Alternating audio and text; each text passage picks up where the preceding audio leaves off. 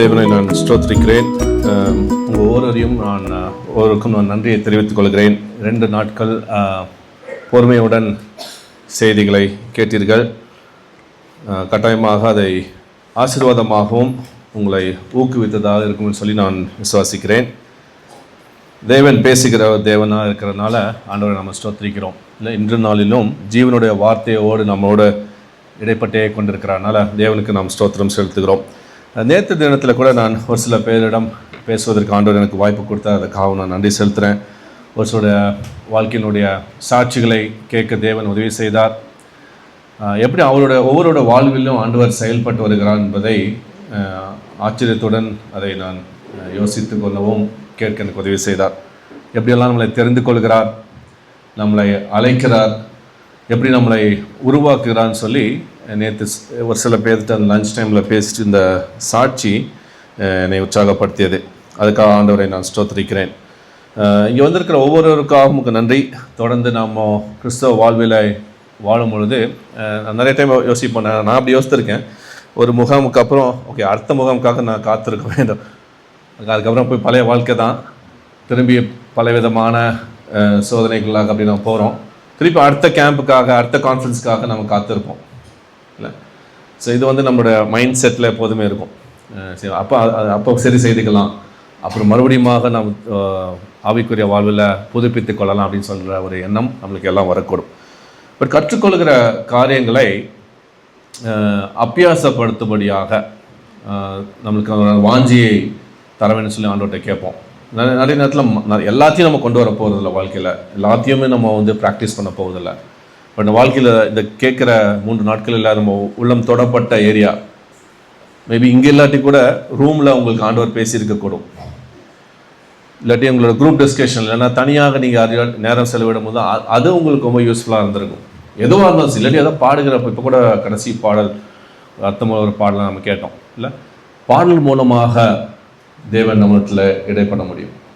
God is sovereign. இல்லை, அவர் சர்வ ஆளுகை செய்கிறவராக இருக்கிறதுனால எதை கொண்டு கூட அவர் பேச முடியும். இந்த படைப்புகளை நாம் அமைதலாக சாயங்கால வேளையில் நடந்து சிந்திக்கும் பொழுது கூட தேவன் நம்மளத்தில் இடைப்பட முடியும். நம்ம அந்த ஒரு சிந்தனையோடு இருப்போமானால் எந்த இடத்துலையும் சரி, எந்த சூழ்நிலையிலும் கூட தேவன் நம்மளிடத்தில் பேசக்கூடும். முதல் நாளில் கிறிஸ்துவ நம்மளோட ஒரு ரிலேஷன்ஷிப் இல்லாட்டி உறவுகளில், குடும்ப உறவுகளில் நாம் சாட்சியை காத்துக்கொள்ள வேண்டும். கணவன் மனைவிக்குள்ளாக இருக்கிற இந்த உறவை குறித்து நான் பார்த்தோம். பிள்ளைகளோடு இருக்கிற அந்த உறவில் நம்மளுக்கு எப்படி சாட்சியாக இருக்க வேண்டும். கிறிஸ்துவ குடும்பமாக இந்த திருச்சபையில் சரி, சமுதாயத்திலும் எப்படி நாம் சாட்சியாக இருப்பதுன்னு சொல்லி ஒரு சில காரியங்களை பகிர்ந்து கொண்டோம். ஒரே ஒரு வார்த்தை நான் சொன்னேன், கமிட்மெண்ட். இல்லை, தேவனோடு இருக்கிற அந்த கமிட்மெண்ட், நம்முடைய ஸ்பௌஸ், நம்முடைய கணவன் மனைவியோடு இருக்கிற அந்த கமிட்மெண்ட் ரொம்ப முக்கியம். அது நம்ம மறந்து விட வேண்டாம். 2வது நாளில், நேற்று தினத்தில் வேலை செய்கிற இடங்களில் கமிட்மெண்ட் அவசியம்தான். அதே டைமில் இன்னொரு வார்த்தை நாம் சிந்தித்தோம், உத்தமமாக நடந்து கொள்வது, இன்டிகிரிட்டி. இல்லை, இன்றைக்கி அது ரொம்ப அது இல்லாமல் போயிடுச்சு.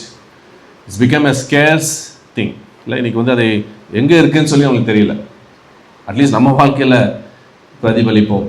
சின்ன சின்ன விஷயங்களில் உண்மையுள்ளவர்களாக இருக்கும்படியாக தேவன் நம்மளை அழைக்கிறார்.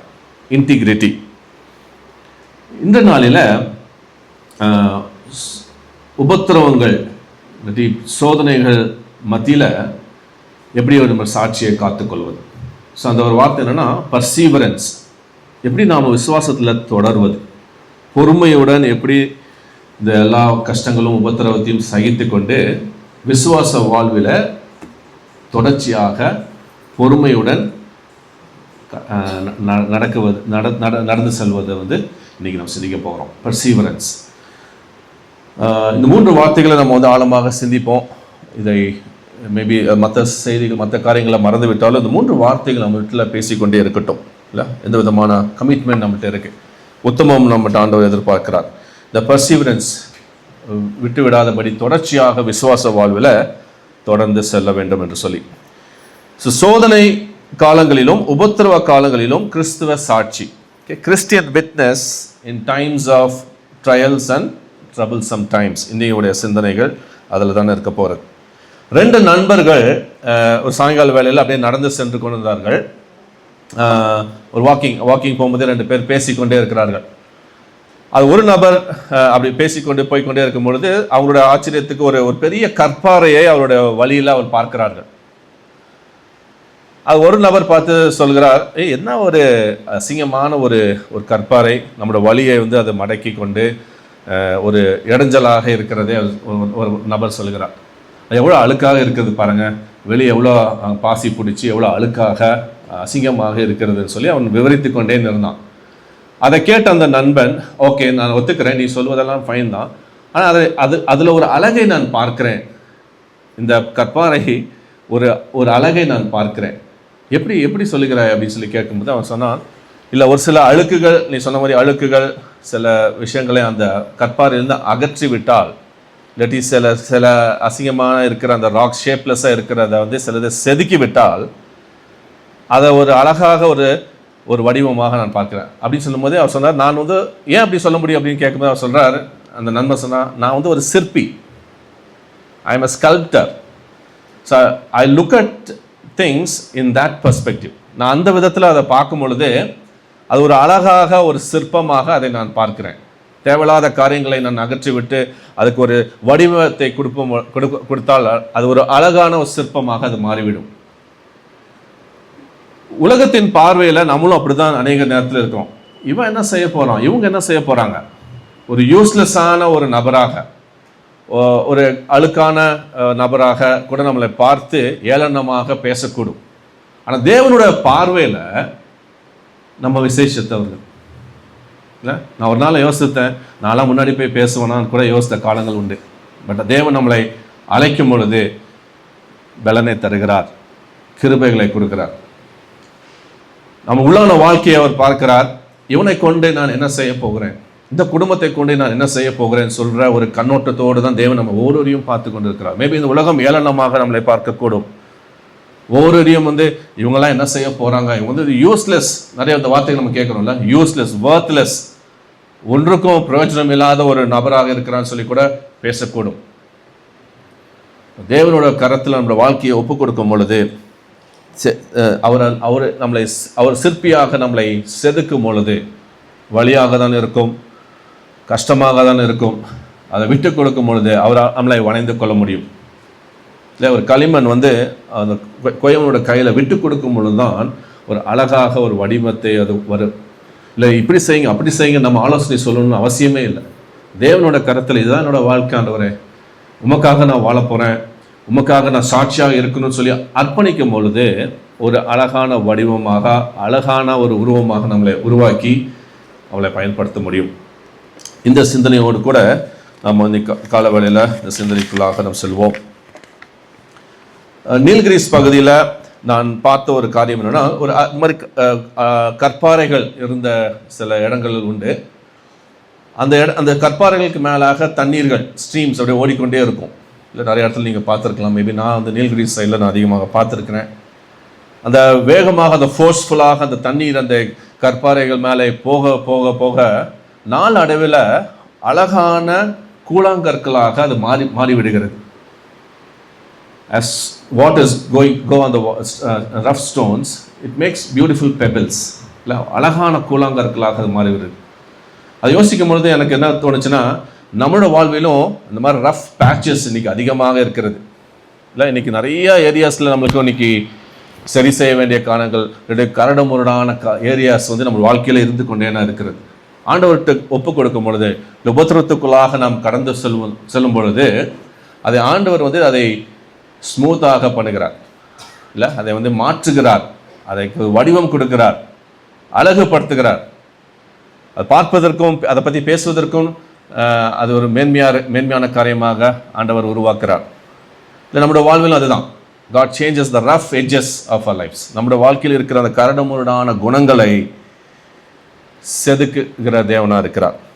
இந்த காலவேளையில் கூட அந்த விதமான ஆண்டவரே, என்னோட ஏரியா இன்னும் எனக்கு தெரியும், இந்த பகுதியும் நான் இன்னும் உங்களுக்கு விட்டு கொடுக்கவில்லை, இதில் இன்னும் நான் தடுமாறி கொண்டிருக்கிறேன், இதுதான் எனக்கு பிரச்சனையாக இருக்குது அப்படின்னு சொல்லுகிறவர்கள் இந்த காலவேளையில் கண்களை மூடி வந்து ஒரு நிமிஷம், ஆண்டவரே என்னிடத்தில் நீர் பேசுவீராக, என்னிடத்தில் இடைப்படுவீராக, இந்த இந்த இந்த இடத்துல நான் சரி செய்தவனாக இந்த இடத்த விட்டு அர்ப்பணத்தோடு கூட நான் கடந்து செல்ல வேண்டும் சொல்லி ஜெபத்தோடு கூட ஆண்டோட வார்த்தையை கேட்போம். கண்களை மூடி ஒரு நிமிடம் ஆண்டவர்கிட்ட ஒத்தாசை கேட்போம். ஆண்டவரே, நீர் நல்லவராக இருக்கிறனால எங்களுக்கு ஜீவனோடு வைத்திருக்கிறீர். உன் வார்த்தையை கேட்கும்படியாக நீர் கொடுத்திருக்கிற நல்ல தருணத்துக்காக உமக்கு நன்றி. எத்தனையோ பேருக்கு இல்லாத ஒரு ஸ்லாக்கியம் எங்கள் அனைவருக்கும் நீர் தந்திருக்கிறீர். இந்த அன்பின் ஐக்கியத்திற்காக நன்றி. வசனத்தை கேட்கக்கூடாதபடிக்கு இன்றைக்கி எத்தனையோ பேர்கள் ஆண்டவரே வழி தவறி போய் கொண்டிருக்கிற சூழ்நிலையில் எங்களுக்கு நான் இந்த மாதிரி அமைதலாக அமர்ந்திருந்து உமது மெல்லிய சத்தத்தை கேட்க எங்களுக்கு கொடுக்குற அந்த வாய்ப்புகளுக்காக நமக்கு நன்றி. கோடா கோடி ஸ்தோத்திரம் சுவாமி. அதோடைய எங்களோட வாழ்க்கையின் உடைய தரத்தை நீர் அறிவீர். எங்களோட உள்ளத்தின் ஆண்டவரே கேள்விகள் எல்லாம் நீர் அறிவீர். எங்களோட வாழ்க்கையின் பிரச்சனைகள் எல்லாவற்றையும் நீர் பார்த்து கொண்டிருக்கிறீர். நாங்கள் போராடி கொண்டிருக்கிற காரியங்கள், தடுமாறி கொண்டிருக்கிற காரியங்கள் எல்லாவற்றையும் நீர் அறிவீர். உங்கள் சமூகத்துக்கு கொண்டு வருகிறோம். எங்களை குணப்படுத்தும், எங்களை தொட்டு நீர் சுகப்படுத்தும்படியாக நான் ஜெபிக்கிறோம். வார்த்தையின் மூலமாக இடத்துல நீர் பேசுவீராக. இயேசுவின் மூலம் ஜெபிக்கிறோம் பிதாவே, ஆமென்.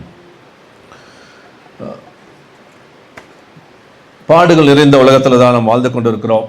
இல்லை, கிறிஸ்தவ வாழ்க்கை என்பது ஓகே வந்ததுக்கு அப்புறம் எல்லாமே மாறிவிட்டது, எல்லாமே சொகுசாக இருக்கும், கம்ஃபர்டபுளாக இருக்கும்னு சொல்லுவது கிறிஸ்தவ வாழ்வு அல்ல. அப்படி தவறாக நாம் சிந்தித்திருப்போமானால் நாம் மாற்றிக்கொள்வோம். கிறிஸ்துவ வாழ்வு இல்லை சீஷத்துவமானது என் சிலுவையை நீ சுமந்து என் பின் வா என்று சொல்லி தான் அழைக்கிறார். இல்லை, ஈஸியான ஒரு லைஃப் இல்லை. சில விஷயங்களை நாம் விட்டுவிட வேண்டும், சில விஷயங்களை நாம் தொடர்ச்சியாக செய்ய வேண்டும். தொடர்ந்து நாம் கிறிஸ்தவ வாழ்க்கையில் வாழும் பொழுது உபத்திரவங்களும் பாடுகளும் நாம் சகிக்கிறவர்களாக நாம் இருக்க வேண்டும்.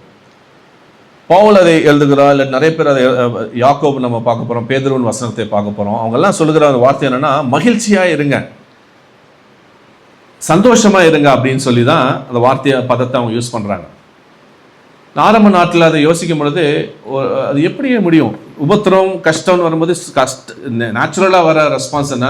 கேள்வியும் அழுகையும் கண்ணீரும் தானே. ஜஸ்ட் ஆப்போசிட்டாக வேதம் சொல்லுது, ரிஜாய்ஸ், சந்தோஷமாக இருங்க, அதை மகிழ்ச்சியாக கருதுங்க அப்படின்னு சொல்லுவது it's only a Christian thought. இல்லை, இது ஒரு பேரடாக்சிக்கல் தாட், இல்லை, ஒரு முரண்பாடான ஒரு காரியமாக இருக்கிறது. இதை செய்வதற்கு, இதை ப்ராக்டிஸ் பண்ணுவதற்கு தேவன் ஒருவர் தான் நம்மளுக்கு அதை கிருபை கொடுக்கிறார். இது எப்படி சாத்தியமாகும்?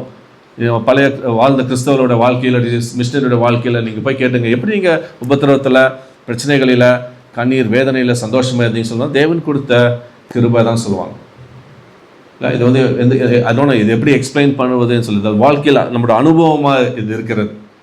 ஆரம்ப நாட்களிலே எனக்கு இது கேள்வியாக தான் இருந்துச்சு. நிறைய ஜபங்களுக்கு எனக்கு பதில் இல்லை. நிறைய உபத்திர பிரச்சனைகளுக்காக என் குடும்பங்கள் சென்று கொண்டிருக்கும் பொழுது நான் ஆண்டவர்கிட்ட கேட்ட கேள்விகளுக்கு சில நேரத்தில் பதிலே இல்லை. அப்போ தான் யோசித்தேன், ஓகே, இதை ஆண்டவர் நம்மளுக்கு இதை வேற கண்ணோட்டத்துடன் இதை பார்க்கும்படியாக நம்ம அழைக்கிறார். வேற நம்ம ஒவ்வொருவரையும் அப்படி தான் திசை திருப்புறார். நம்ம கேள்வி கேட்டுக்கொண்டே ஆண்டவர் விட்டு தூரமாக செல்ல வேண்டும் சொல்கிறது அவரோட நோக்கம் அல்ல. கேள்வி கேட்பது தவறு இல்லை, பட் கேள்வி கேட்கும் பொழுது நம்ம சிந்திக்க வேண்டும், இது ஏன் என்னோட வாழ்க்கையில் இதை அனுமதிச்சிருக்கிறார். ஏதோ ஒரு நோக்கத்தோடு தான் இந்த பிரச்சனையும், இந்த வேதனையும், இந்த சஃபரிங், இந்த உபத்திரவத்தை என்னோட வாழ்வில் ஆண்டவர் நோக்கத்தோடு கூட அனுமதிச்சிருக்கிறார். யோபு புஸ்தகத்தை நாம் எல்லாரும் அறிந்திருக்கிறோம். இல்லை, யோபுடைய பிரச்சனைகளுக்கு நேரடியான பதில் அங்கே கிடைக்கவே இல்லை. 3 நண்பர்கள் அவனுக்கு ஆலோசனை சொன்னார்கள். அதனால் அவனுக்கு ஒரு ஆறுதலை கொடுத்துருக்கக்கூடாது. இன்னும் அதிகமாக தான் பிரச்சனையை தூண்டிவிட்டு போனார்கள். 4வது நபராக இன்னொருத்தர் பேசினார். இன்னும் அதிகமாக, நீ உன்னோட செய்த தவறுனால தான், உன்னோட பாவத்தினால தான் நீ இந்த மாதிரி உபத்திரத்துக்குள்ளாக நீ போகிறாய். இந்த மாதிரி பலர் சொல்லக்கூடும். நீ இந்த குடும்பம் ஏதோ தப்பு செய்திருக்கு, இல்லாட்டி இந்த நபர் ஏதோ தவறுகள் செய்திருக்காங்க, இவங்களோட பெற்றோர்கள் ஏதோ தவறு செய்திருக்கு, அதனால தான் இந்த குடும்பத்துக்கு இந்த பிரச்சனை அப்படின்னு சொல்லி பலவிதமான கண்ணோட்டங்கள் இன்னைக்கு உலகத்தில் ஓடிக்கொண்டே இருக்கிறது. இல்லை, நம்மளை பற்றி அவர் பேசக்கூடும். Something this guy has done, இந்த குடும்பம் ஏதோ செய்திருக்கு. சில நேரத்தில் அதுக்கு மேலே நம்முடைய செயல், நம்முடைய பாவத்தினாலையும் நம்மளுக்கு விளைவுகள் உண்டு, இல்லை என்று இல்லை. ஆனால் நீதிமான் துன்பப்படுகிறதை பார்க்கிறோம். Why do the righteous suffer? இல்லை, யோபோட புஸ்தகத்தில் தான் வருகிற கேள்வி தான். ஒரு நீதிமானாக இருக்கிற ஒரு, ஏன்னா 1:9 சொல்லுகிறது, அவன் உத்தமனாக இருக்கிறான் சொல்லி ஆண்டவர் சாட்சி கொடுக்கிறார். Is blameless person. அந்த மாதிரி ஒரு நீதியான ஒரு நபர், தேவனோடு சஞ்சரிக்கிற ஒரு நபர், இல்லை உத்தமமான ஒரு வாழ்க்கை வாழுகிற போது அவனுக்கு ஒரு பாடுகளையும் உபத்திரவத்தை ஆண்டவர் அனுமதிக்கிறார். அந்த புஸ்தகத்தில் எங்குமே பதில் இல்லை. என்ன பதில் அப்படின்னு சொல்லி நம்ம புரிந்து கொள்வோம்னால், கடைசி 42ஆம் அதிகாரத்திலிருந்து நம்ம பார்ப்போம்னால், தேவன் யார் என்று சொல்லி யோபுக்கு வெளிப்படுத்துகிறார். God is revealing himself, who I am. Okay, அதுதான் ஆன்சர் நம்மளுக்கு. அவரை நம்ம புரிஞ்சிட்டோம்னு வச்சுங்களேன், நம்ம சாஷ்டாங்கமாக அவருக்கு முன்பாக நாம் பணிந்து விடுவோம். ஏன் ஆண்டவரே, ஏன் சொல்லி நம்ம கேள்வி கேட்டு ஆண்டவர் விட்டு தூரம் செல்லவே முடியாது. நன்றி ஆண்டவரே, இந்த பிரச்சனைக்காக நன்றி, இந்த உபத்திரத்திற்காக உமக்கு ஸ்தோத்திரம் அப்படின்னு சொல்லி அவருக்கு முன்பாக சாஷ்டாங்கமாக நம்மளால பணிய வைக்க முடியும் நம் தேவனால். அதுதான் ஒரு ஷிஃப்ட், அதுதான் நம்மளுடைய பர்ஸ்பெக்டிவ்லேயே ஒரு பெரிய சேஞ்ச். இல்லை, அந்த மாற்றத்தை நம்ம கிறிஸ்தவ வாழ்வில் ஒவ்வொருவருக்கும் ஆண்டவர் தருகிறார். யோபை குறித்து ஆஸ்வால்ட் சாண்டர்ஸ் என்ற ஒரு தேவனோட மனிதன் சொல்லும் பொழுது, பாடுகள் என்ற பள்ளிக்கூடத்தில் பட்டம் பெற்ற ஒரு மனிதன் என்றால் அது யோபு தான் சொல்கிறார். பியூட்டிஃபுல் கோட்ல, பாடுகள் என்ற பள்ளிக்கூடத்தில் பட்டம் பெற்ற ஒரு மனிதன், the man who graduated in the school of suffering. இல்லை, நம்மளோட வாழ்க்கை எப்படி இருக்குது? நம்ம பாடுகள் எடுக்கும் பொழுதே சட்டன கேள்வி கேட்குறோம், இல்லைன்னா ஆண்டவர் மேலே ஒரு கோபம் விடுகிறது, ஆண்டவருடைய காரியத்திலிருந்து நம்ம விலகி விடுகிறோம். பொறுமையுடனே, பர்சிவரன்ஸ் இல்லாட்ட பொறுமை, தமிழ் வேதாகமத்தில் அந்த வார்த்தையை பார்க்கலாம். பொறுமையுடனே நம்ம விசுவாசத்தை காத்துக்கொள்ளும்படியாக நம்ம அழைக்கப்படுகிறோம். யோபை குறித்து சொல்லும் பொழுது அருமையான ஒரு சாட்சியை சொல்கிறார். திருப்பிக் கொள்வோம். யாக்கோபு 5ஆம் அதிகாரம் 10-11 வசனங்கள்.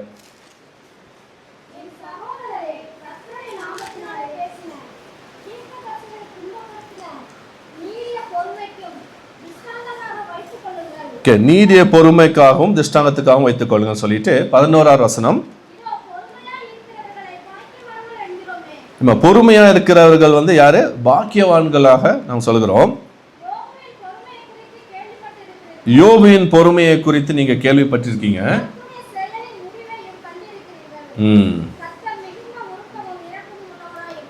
தேவனை அவன் அறிய முடிந்தது. தேவன் ஒரு உருக்கமான இரக்கமான தேவன், அன்பான ஒரு தேவன் என்று சொல்லி, அவருக்கு முடியாத காரியம் எதுவுமே இல்லை அப்படின்னு சொல்லி, அவர் சர்வ ஆளுகை செய்கிற தேவன் என்று சொல்லி அவன் கட்டாயமாக கர்த்தரை ஆராதனை செய்திருக்க முடியும். இல்லை, அந்த புஸ்தகத்தில் எங்குமே பதிலே இல்லை. இதுதான் பதில். ஓகே, நம்மளோட வாழ்க்கையிலையும் சரி, உங்களோட பிரச்சனைகளுக்கும் பதில் இதுதான். You will know God.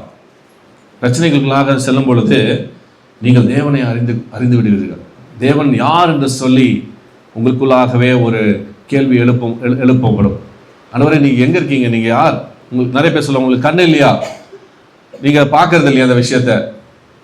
எவ்வளோ தடவை ஆண்டவரே நான் ஜெபிச்சிருக்கேன், எவ்வளோ தடவை இந்த பிரச்சனைக்காக வீட்டில் வந்திருக்கேன், கண்ணீரோடு வந்திருக்கேன், but still God is silent அப்படின்னு சொல்லி இருக்கிற சூழ்நிலையில் நாம் அமர்ந்திருப்போம்னால், மறுபடியும் உங்களை உற்சாகப்படுத்துகிறேன். பொறுமையுடனே விசுவாசத்தை காத்துக்கொள்ளுங்கள். பொறுமையுடனே விசுவாசத்தை காத்துக்கொள்ளுங்கள். அவர் யார் என்று சொல்லி நம்மளுக்கு ஒவ்வொருவருக்கும் அவர் வெளிப்படுத்துவார். C.S. லூயிஸ் என்ற தேவனோட மனிதன் இவ்வாறு இந்த சப்ஜெக்ட் குறித்து பேசும்பொழுது அவர் சொல்கிறார், இந்த உலகம் செவித்திறன் அடுத்து இல்லாட்டி மந்தமாக போய்கிட்டு இருக்கு. அதனால இந்த உபத்திரவத்தின் மூலமாக தேவன் சத்தமிட்டு ஏதோ பேசுகிறார், ஏதோ ஆண்டவர் சொல்ல விரும்புகிறார், சத்தமாக அதை சொல்லுகிறார். அதை எப்படி சொல்லுகிறார்னா, உபத்திரத்தின் மூலமாக, அந்த வழியின் மூலமாக அவர் சொல்லிக்கொண்டே இருக்கிறார். ஆனால் அந்த உலகமோ செவித்திறன் இல்லாதபடிக்கு மந்தமாகி போய் கொண்டிருக்கிறதுன்னு சொல்லுகிறார். God is arousing the deaf world through his megaphone, saying something. ஏதோ ஒன்று சொல்லுகிறார். நம்ம கவனித்து கேட்குறோமா? அதுதான் நம்மளுடைய கேள்வி. கடவுள் பேசுகிற இந்த உபத்திரத்தில் கற்றுக் கொடுக்கிற பாடங்களை நாம் கற்றுக்கொள்கிறோமா? இல்லாட்டி அவர் பேசுகிற அந்த வார்த்தை நமக்கு புரிந்து கொள்கிறோமா? Are we able to listen to what God is saying something about our problems? இந்த ஒரு முதிர்ச்சி நம்மளுக்கு அவசியம். அது உடனே நடந்து விடாது. பல ஆட்கள் எடுக்கலாம், பல வருஷங்கள் எடுக்கலாம். மேபி இந்த நாளில் கூட ஒரு சில பேர் இது புரியாமல் ஏன் உபத்திரம், ஏன் எனக்கு பிரச்சனைன்னு சொல்லி அமர்ந்திருக்கலாம். ஓகே, நான் உங்களுக்கு உற்சாகப்படுத்துவதாக சொல்கிறேன், தேவன் யார் என்று சொல்லி உங்களுக்கு உணர்த்துவார். கட்டாயமாக அவரை நீங்கள் ஆராதிப்பீங்க. ஆண்டவருக்கு ஸ்தோத்திரம் செலுத்த முடியும், மகிமையை செலுத்த முடியும். இந்த கால வேளையில் நம்மளுக்கு இருக்கிற நேரத்தில் 5 அம்சங்கள், உபத்திரவத்தின் வெளிச்சத்தில் 5 முக்கியமான அம்சங்களை நான் உங்கள் மத்தியில் நான் சொல்லவிருக்கிறேன். எல்லாத்துக்கும் தெரிந்த ஒரு காரியங்கள் தான், மறுபடியும் அதை ஞாபகமூட்டுகிறேன். 5 aspects in the light of suffering. முதலாவது, சோதனைகள் நமது நம்பிக்கையின் உண்மையை அது சோதித்து பார்க்கின்றன. சோதனைகள் இல்லாட்டி இந்த நிறைய வேர்ட்ஸ் தான் இங்கிலீஷில் யூஸ் பண்ணுறாங்க, டெஸ்ட், ட்ரையல்ஸ் அப்படின்லாம், சஃபரிங். பட் மாற்றி சில சூழ்நிலைக்கு ஏற்ற மாதிரி, கான்டெக்ஸ்ட்க்கு ஏற்ற மாதிரி சில வேர்ட்ஸ் சேஞ்ச் ஆகுது. சோதனைகள், ட்ரையல்ஸ்னு எடுத்துங்களேன். சோதனைகள் நமது நம்பிக்கையின் உண்மையை சோதித்து பார்க்கின்றன. Trials test the reality of our faith. Test the realities of our faith. Okay, யாக்கோபு நிருபத்திலே அதை பார்க்கக்கூடும். யாக்கோபு 1ஆம் அதிகாரம் 2-4 வசனங்கள். பாருங்களேன், ஆல் கைண்ட்ஸ் ஆஃப் ட்ரையல்ஸ்னு ஆரம்பிக்கிறார். எந்த விதமான ட்ரையல் இருக்கிறோம் நமக்கு தெரியல. Maybe you know what exactly. நீங்கள் பலவிதமான சோதனைகள், ஆல் கைண்ட்ஸ், சின்னதாக இருக்கலாம், பெருசாக இருக்கலாம், இல்லைன்னா அதை புரியாமல் இருக்கலாம். இன்னைக்கு காம்ப்ளெக்ஸான ப்ராப்ளம்ஸ் இன்னைக்கு இருக்கு. ஓகே, தொடர்ந்து வாசிங்கள்.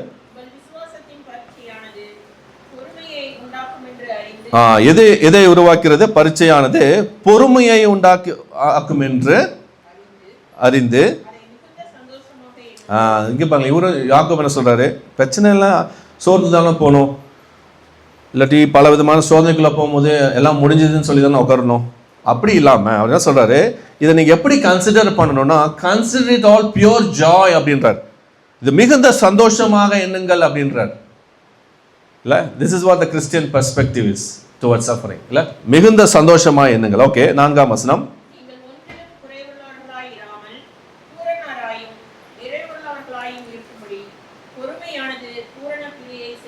ஓகே, இந்த பொறுமை வந்து வேஸ்ட்டாக நம்ம வாழ்க்கையில் விட்டு போயிடாது.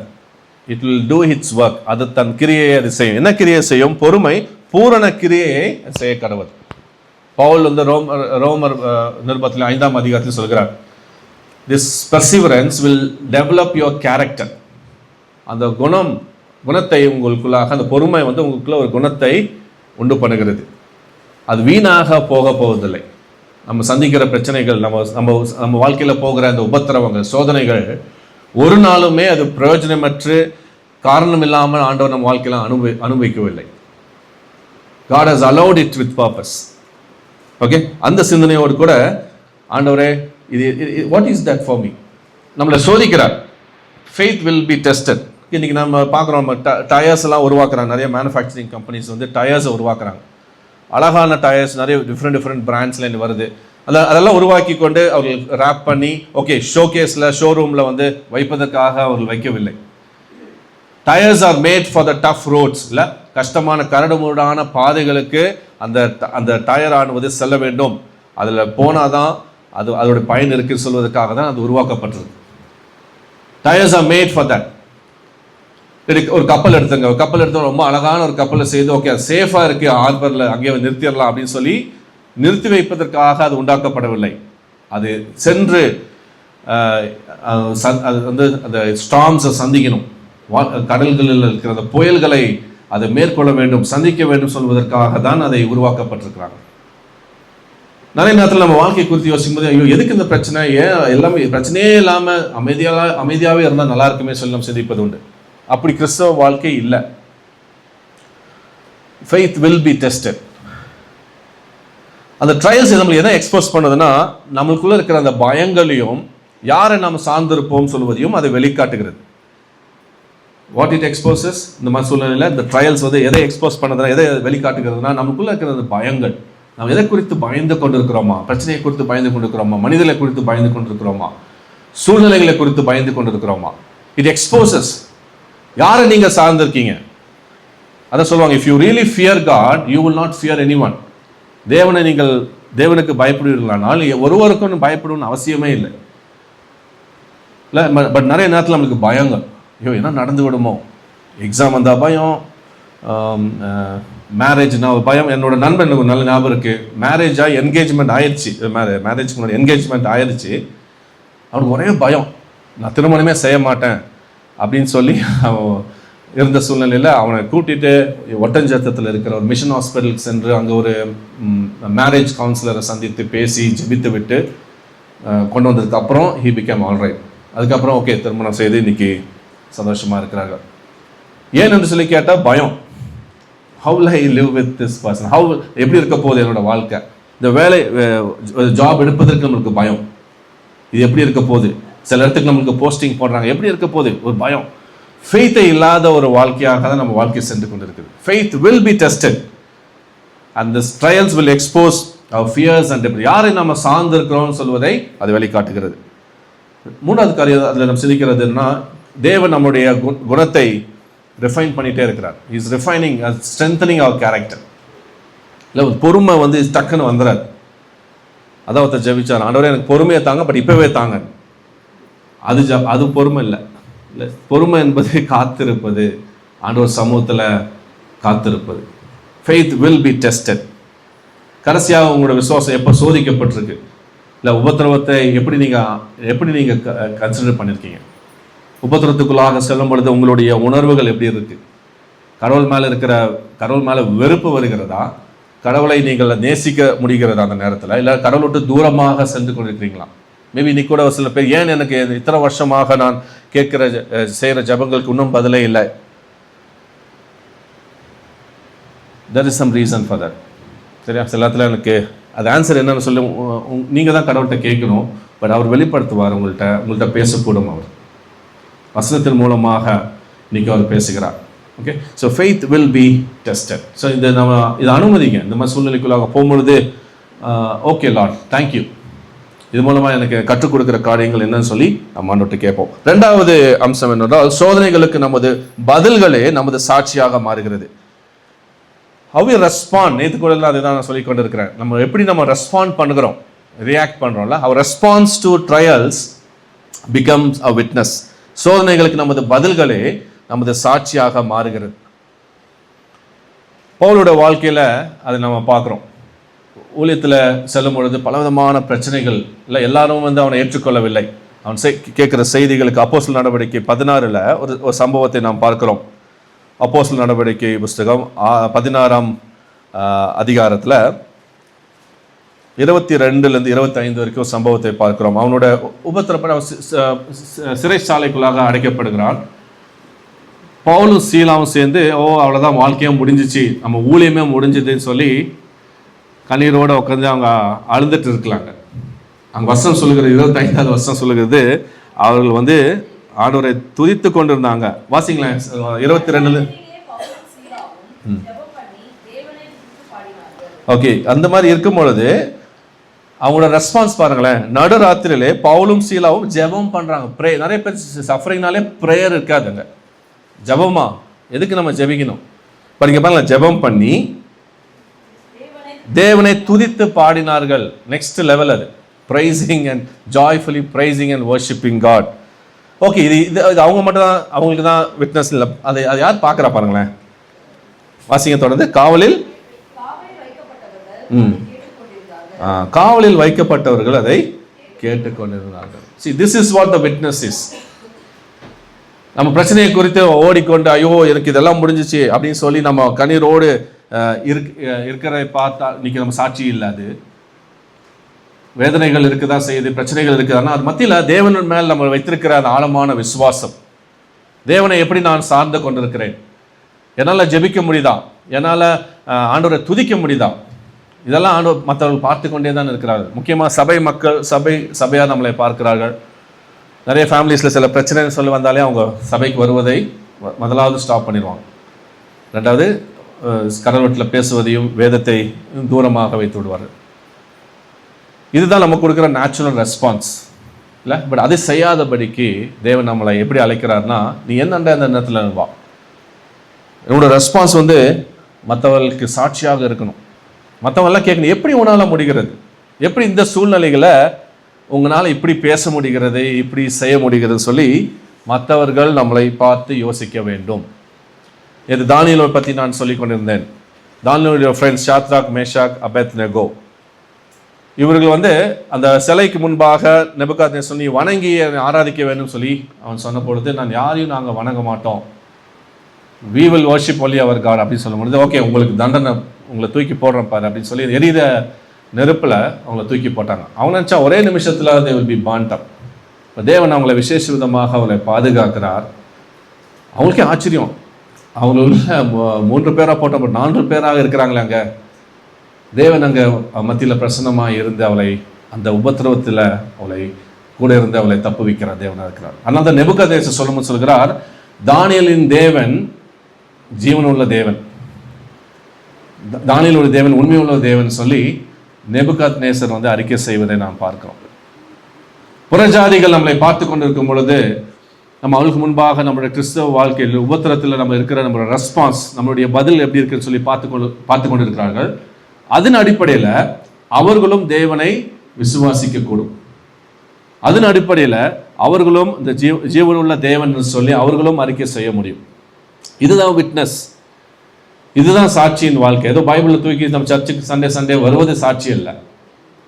ஒரு வாரம் நான் மிஸ் பண்ணுறதில்ல பிரதர், அது சாட்சி இல்லை. நான் ஜெபிக்கிறேன் உங்களுக்காக, நான் ஃபாஸ்டிங் இருக்கிறேன், ஓகே சால் ஃபைன். பட் எப்படி நம்மளோட விசுவாசத்தை நம்ம வெளிக்காட்டுகிறோம்? 1999 கிரஹாம் ஸ்டெயின்ஸ் அந்த 2 மகன்களையும் ஆஸ்திரேலியாவில் வந்த மிஷினரிமார்களை ஒரிசாவில் அவர்கள் எரித்தார்கள் இல்லை? அந்த சம்பவம் நமக்கு எல்லாத்துக்கும் தெரியும் இல்லை? ரொம்ப வேதனையான ஒரு சம்பவம் இல்லை? எல்லாத்துக்கும் நல்லது செய்ய வந்தார்களே, அவங்கள எரிச்சிட்டாங்க அப்படின்னு. டெஃபினட்டாக அந்த சுச்சுவேஷனில் நம்ம யாராக இருந்தாலும் கூட பயங்கரமான கோபம் தான் வரும். எப்படி இவங்க இப்படி செய்கிறாங்க, அந்த நபர்களை அடித்து ஒழிச்சிடணும் அப்படின்னு சொல்லி நமக்குள்ளே ஒரு கோபம் வரும். அந்த ஃபியூனரல் சர்வீஸில் அவங்க மனைவியார் சொன்ன ஒரு காரியம் என்ன சொன்னால், என் கணவனையும் என் பிள்ளைகளையும் கொளுத்தின அவர்களை நான் மன்னிக்கிறேன்னு சொல்றது இட்ஸ் அமேசிங் ஸ்டேட்மெண்ட். அது ஒன்லி கிறிஸ்துவை ஏற்றுக்கொண்ட ஒரு நபர் ஒருத்தரும் மட்டும்தான் சொல்ல முடியும். நான் அந்த நபரை நான் மன்னிக்கிறேன்னு சொல்லி. தாரா சிங் என்ற ஒரு மனிதன் இன்னைக்கும் கேள்விப்படுறோம், அவனும் பேப்டிசம் எடுத்து இன்னைக்கு கடலுக்குள்ளாக வந்திருக்கிறான்னு சொல்லி நம்ம கேள்விப்படுகிறோம். இது மன்னிப்பினால இல்லை? இதுதான் கிறிஸ்துவ சாட்சி. how we respond to our suffering. இல்லை அவனை வெட்டி போட்டுருங்க, அவனை அடிச்சிருங்க, அவனை ஒழிச்சிருங்க அப்படின்னு சொல்லி அவன் மனைவியார் சொல்லலை. I too forgive him. இயேசு எனக்கு அதுதான் கற்பித்தார். என்னோட பாவங்களை அவர் மன்னித்திருக்கிறதுனால நான் இந்த நபரை நான் மன்னிக்கிறேன்னு சொல்லி அந்த இடத்துல அறிக்கை செய்தது ஒரு கிறிஸ்துவ சாட்சி.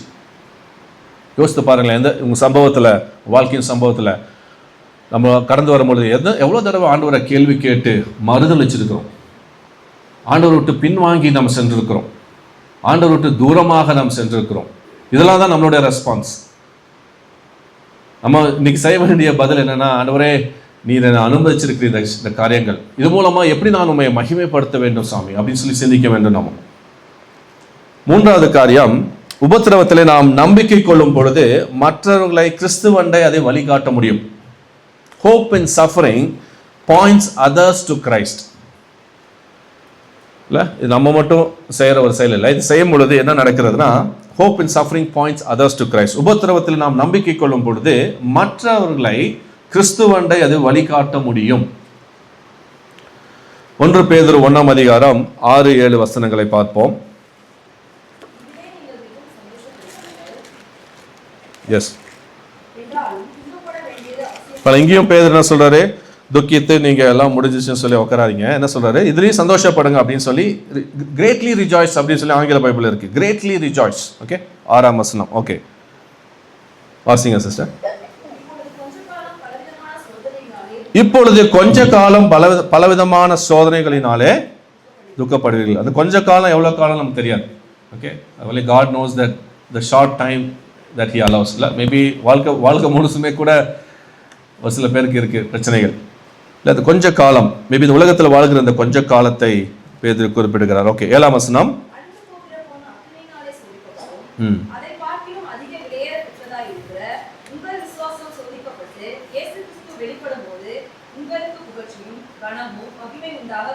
ஓகே, உங்கள் விசுவாசமானது சோதிக்கப்படும். எப்படி ஒரு பொன் வந்து ஒரு தீயினால் அது சோதிக்கப்படுதோ, அதே விதமாக நம்ம ஒவ்வொருடைய விசுவாசமும் தேவனால் சோதிக்கப்பட வேண்டும், பட்டுக்கொண்டு தான் இருக்கிறது. அதுதான் வாழ்க்கை, அதுதான் கிறிஸ்தவ வாழ்க்கை. Faith will be tested. ஜென்யூனாக இருக்கான்னு சொல்லி பார்க்கறது தான் த டெஸ்ட் ஆஃப் பியூரிட்டின்னு சொல்லுவாங்களே.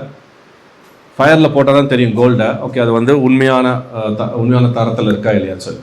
இங்கே நிறைய நம்மளுடைய விசுவாசம் எல்லாம் அந்த உபத்திரத்துக்குள்ளாக போகும்போது தான் தெரியும் நம்ம உண்மையாலுமே கடவுளை விசுவாசித்துக்கிறோமா, உண்மையாலுமே அவரை நாம் பிடித்து கொண்டிருக்கிறோமா, இல்லை ஒரு பெயர் கிறிஸ்தவர்களாக, இல்லை என்னுடைய சடங்காச்சாரத்துக்காக, என்னுடைய ஏதோ ஒரு நன்மைக்காக நான் கிறிஸ்தவனாக வாழ்ந்து கொண்டிருக்கிறேன் நான் சொல்லி வெளிப்படும்.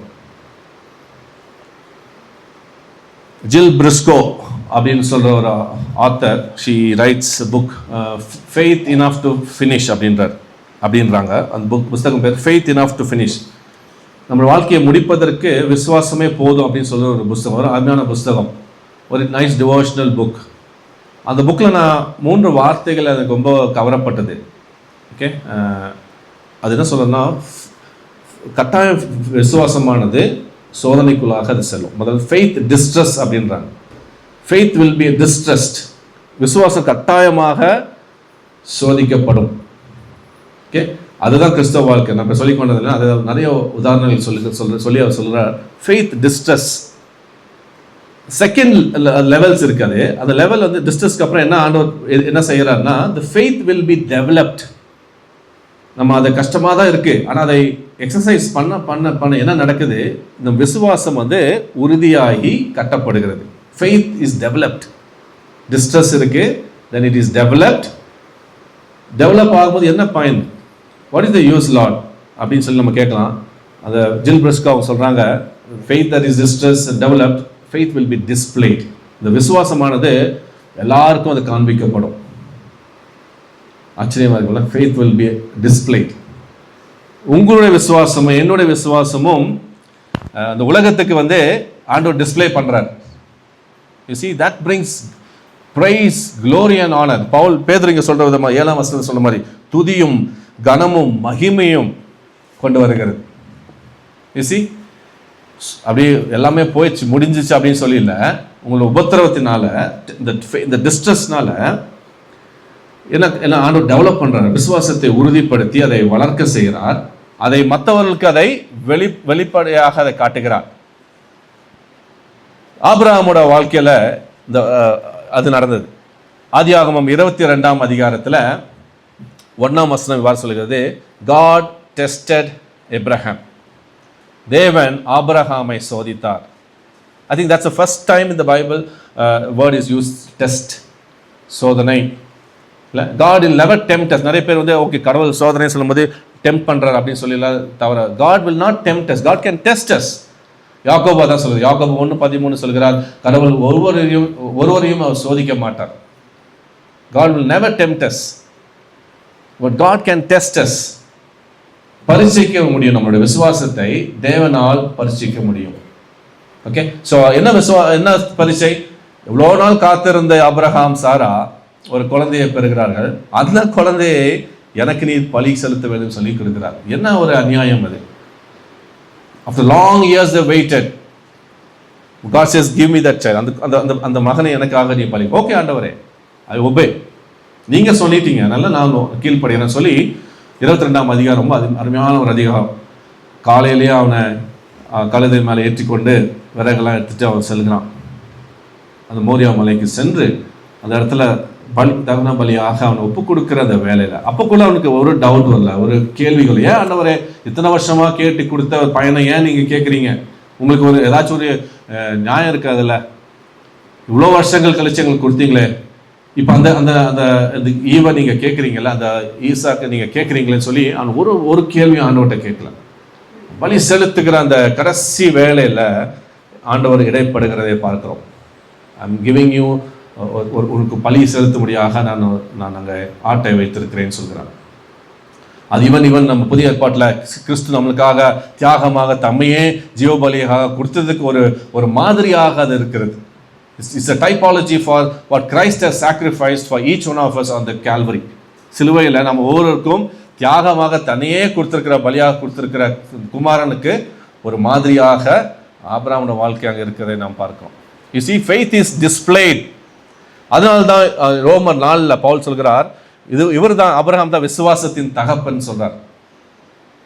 Abraham becomes the father of faith. அங்கே இருக்கிற அனைவருக்கும் நம்மளுக்கும் சரி, இந்த உலகத்தில் இருக்கிற எல்லா கிறிஸ்தவர்களுக்கும் ஆபிரகாமின் விசுவாசம் ஒரு இட்ஸ் அமேசிங் இல்லை? உலகத்தில் எல்லா கிறிஸ்தவர்களுக்கும் அவருடைய விசுவாசம் வந்து ஒரு பெரிய விசுவாசமாக இருக்கிறது. விசுவாசத்தின் தகப்பன் ஆபிரகாம் சொல்லி வேதம் முழுவதும் சொல்லுகிறத பார்க்கிறோம். You see how the faith distress ஆனது டெவலப் ஆகி ஆண்டவர் வந்து அதை அவர் வந்து டிஸ்பிளே பண்ண வைக்கிறார். ஆல் ஓவர் த வேர்ல்ட் அவருடைய மகிமைக்கென்று அதை உலகம் எங்கும் அதை அறிவிப்பார். நீங்கள் யோசிக்கலாம், நான் ஒரு சின்ன கிராமத்தில் இருக்கேன், நான் இருக்கிற இடம் வந்து ஒரு பெரிய விஷயம் இல்லை, பட் நான் போகிற பிரச்சனை யாருக்குமே தெரியாது. It's an individual problem, it's my private problem சொல்லி நீங்கள் யோசித்து கொண்டிருக்கலாம். பட் அந்த உபத்திரவத்தை நீங்கள் சரியான விதத்தில் கிறிஸ்தவனாக கிறிஸ்தவ கண்ணோட்டத்தோடு அணுகுவீங்களானால், விசுவாசம் உங்களுக்குள்ளே இருக்குமானால், தேவன் அதை வர்த்திக்க செய்து, அதை பலனடைய செய்து, அதை உலகமெங்கும் அதை கொண்டு வர முடியும். எல்லாரும் உங்களை பற்றி உங்கள் விசுவாசத்தை பார்ப்பார்கள். அட்லீஸ்ட் உங்களோட திருச்சபைக்கு அது ஒரு சவாலாக இருக்கும். You will be a challenge to your own church. நீங்கள் இருக்கிற உள்ளூர் திருச்சபை இருக்கு பாருங்களேன், கிராமத்தில் இருக்கலாம், இல்லாட்டி வேறு சிட்டிஸில் இருக்கலாம். அந்த திருச்சபை இருக்கிற ஒவ்வொருவருக்கும் அது ஒரு பெரிய சவாலாக இருக்கும். எப்படி இவங்க ஆராதிக்கிறாங்க, இத்தனை பிரச்சனை இருக்குது, இத்தனை ப்ராப்ளம் இருக்குது உங்கள் வாழ்க்கையில், ஆனால் இது மத்தியில் வந்து தேவனை அவங்க மகிமைப்படுத்துகிறாங்களேன்னு சொல்லி ஒரு பெரிய சாட்சியாக இருக்க முடியும். இயேசுவானவருடைய வாழ்க்கையில் அவர் சீஷர்களை அவருடைய ஊழியர் செய்த நாட்களில் அவர் வந்து சீஷர்களுடைய விசுவாசத்தை சோதித்தார். அநேக நேரத்தில் அந்த அவங்க வந்து ஃபெயிலியராக தான் இருந்தாங்க. இந்த சீஷர்கள் வந்து ஃபெயில் ஆகிட்டே தான் இருந்தாங்க. இயேசுவானவர் தொடர்ந்து சீஷர்களுடைய விசுவாசத்தை சோதித்து கொண்டே தான் இருந்தார். அதில் ஒரு சோதனை நீங்கள் பார்த்துருப்பீங்க. மார்க் குறிப்பிடும் சொல்கிறார், மார்க் 4:35 வாசிக்க வேண்டாம், 4:35-41. அந்த அந்த கடலில் அவர் செல்லும் பொழுது, அந்த புயலுக்குள்ளாக அவர் செல்லும் பொழுது அவளுக்குள்ளாக கேள்வி, இவர் என்னடா நம்மளை புயல் பிரச்சனையில் விட்டுட்டு ஒரு பாட்டு அமைதியாக தூங்கிட்டு இருக்கிறாரு. இப்போ எழுப்புறாங்க, எங்கள் மேலே கவலை இல்லையா, டோன்ட் யூ கேர் ஜீசஸ் தான் எழுப்புறான். அவர் கேட்ட கேள்வி என்னன்னா, உங்களுக்கு விசுவாசம் இல்லையா தான் கேட்குறாரு. அதை ஒருத்தர் சொல்கிறார், the storm is actually inside the boat, not outside the boat. இந்த புயலானது வெளியே இல்லை, புயல் உள்ளதாக இருக்குன்னு சொல்லி சொல்கிறார் ஒரு தேவனோட மனிதன். நம்மளை டெஸ்ட் பண்ணும்படியாக புயலை ஆண்டவர் உருவாக்க முடியும். நம்மளோட வாழ்க்கையில் கொண்டு வருகிறார், இந்த பிரச்சனைகளை கொண்டு வருகிறார், புயல்களை கொண்டு வருகிறார். பலவிதமான சோதனைக்குள்ளாக நம்ம செல்கிறோம். கடவுள் தூங்கி கொண்டிருக்கிற மாதிரி தான் நம்மளுக்கு நிறைய நேரத்தில் பிக்சர் இருக்கு. செயல்பட்டு கொண்டிருக்கிறார். நம்முடைய விசுவாசத்தை கவனித்து பார்த்து கொண்டிருக்கிறார். நம்ம விசுவாசத்தை செயல்படுத்துகிறோமா, கடவுளை சார்ந்திருக்கிறோமா என்று சொல்லி தான் கவனித்து கொண்டே இருக்கிறார் தேவன். God is keenly observing whether we are exercising our faith. இவனை இவ்வளோ வருஷமாக நான் ட்ரெயின் பண்ணியிருக்கேனே, இவனை இத்தனை வருஷமாக நான் தமிழ் பேப்டிஸ்ட் சர்ச்சில் வச்சுருக்கேன், என்னமோ அது காரணம் இருக்குது. நேற்று ஒருத்தர் சொன்னேன், நான் பல சர்ச்சுக்கெல்லாம் போயிட்டு திரும்பி நான் தமிழ் பேப்டிஸ்ட் சர்ச்சுக்கு நான் வந்திருக்கேன் அப்படின்னு சொல்லி அந்த குடும்பத்தை சொன்னாங்க. God has a purpose. நம்ம வந்து இந்த சபை பிடிக்கல, அந்த சபை பிடிக்கல அப்படின்னு மாற்றிக்கொண்டே இருப்போம். ஜாப் ஹாப்பிங் மாதிரி சர்ச் ஹாப்பிங் இல்லை, நிறைய இடத்துக்கு போயிட்டே இருப்போம். We are not satisfied at all. எங்கேயுமே போனால் திருப்தி அடையவே மாட்டோம். ஏன்னா we are not satisfied with God. தேவனிடத்தில் நம்ம ஒரு ஒப்பந்தம் செய்வோமானால் இருக்கிற இடங்களில் இல்லை எல்லாரும் பிரச்சனை இருக்குதா, எல்லா இடத்துலையும் இட்ஸ் சர்ச் இஸ் இம்பர்ஃபெக்ட் தான். பிகாஸ் நம்ம அதில் இருக்கிறோம், நம்ம இம்பர்ஃபெக்டாக இருக்கிறனால எந்த சபைக்கு போனாலுமே அது இம்பர்ஃபெக்ட் தான். இருக்கிற இடத்துல என்னோட பிரச்சனையோடு கூட நான் என்னோட விசுவாசத்தை காத்துக்கொண்டு வாழ்வேன் ஆண்டவரே சொல்வீர்களானால் அது தேவனுக்கு மகிமையை கொண்டு வரும். Hope in suffering points others to Christ. இதை பார்க்கிற ஒவ்வொருவரும் கிறிஸ்துவை அறியாதவர்கள் ஆச்சரியப்படுவாங்க. எப்படி இந்த மாதிரி முடிகிறது, எப்படி சிஸ்டர், எப்படி பிரதர், இப்படி நீங்கள் டெமான்ஸ்ட்ரேட் பண்ணுறீங்க உங்களோட ஃபெய்த்தை. கடவுள் அதை செய்தார் பிரதர், கடவுள்னால முடியும் அப்படின்னு சொல்லும் பொழுது அது பெரிய ஒரு சாட்சியாக இருக்கிறது. 4வது, சோதனைகள் ஊழியத்திற்கான கதவுகளை திறக்கும். சோதனைகள் வந்து ஊழியத்திற்கான கதவுகளை திறக்கும். Trials can open doors for ministry. எப்படி ஆண்டவரே இது உபத்திரம் வந்துருச்சு, இதில் போய் நான் என்ன செய்ய போகிறேன், நிறைய பேர் உபத்திரம் வந்தால் தான் மினிஸ்ட்ரியை ஸ்டாப் பண்ணிடுவாங்க.